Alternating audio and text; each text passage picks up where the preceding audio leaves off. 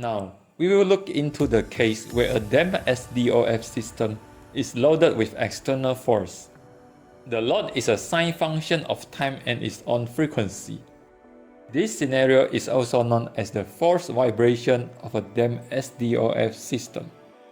The solution of X consists of two components, complementary function and particular integral.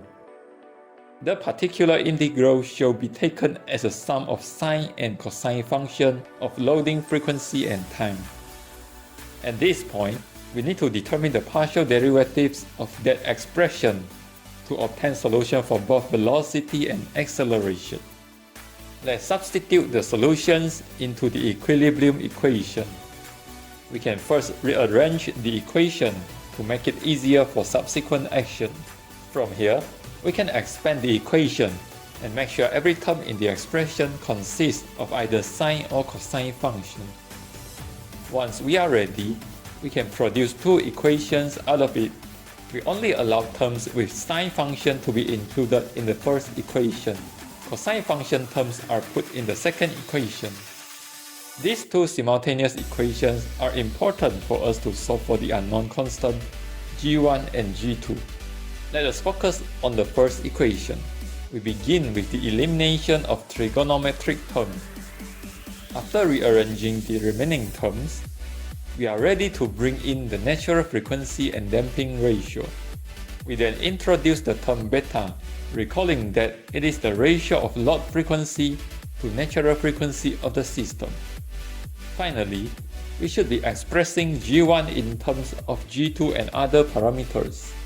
After that, we go through the same process for the second simultaneous equation. This time, the only difference is we are expressing g2 in terms of g1 instead. Up next, we can substitute g2 expression in g1. Since both sides of equation consist of the interested unknown g1, we should rearrange it first. After a series of operations, we will obtain the expression for g1. Then we do the same for g2 to find its expression. From here, we can substitute the g1 and g2 expressions into the particular integral which we established in the beginning. Another simplification of the equation will definitely help us in deriving the final form of solution. After rearrangement, we introduce a trigonometric relationship between two terms, 2 xi beta and 1 minus beta square. By doing this, we get a resultant term using Pythagoras theorem. This term can now be applied into the current form of particular integral. We now have common coefficient for both sine and cosine of omega ft. This allows us to proceed with further simplification. Finally, by using compound angle formula, we successfully obtain the final form of particular integral. The complementary function is dependent of whether the system is critically damped, overdamped or underdamped. Among both parts of the solution, the complementary function is the transient solution of the vibration. Due to the effect of damping, the transient response will diminish over time. On the other hand, particular integral is also known as steady-state solution.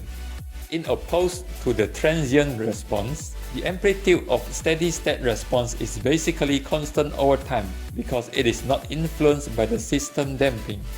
Therefore, when the structural response over a long period of time is interested, the steady-state response is usually concerned, while the transient response may be neglected. Thank you for watching. If you find this video helpful, please share it with your friends. We will see you guys soon. Goodbye.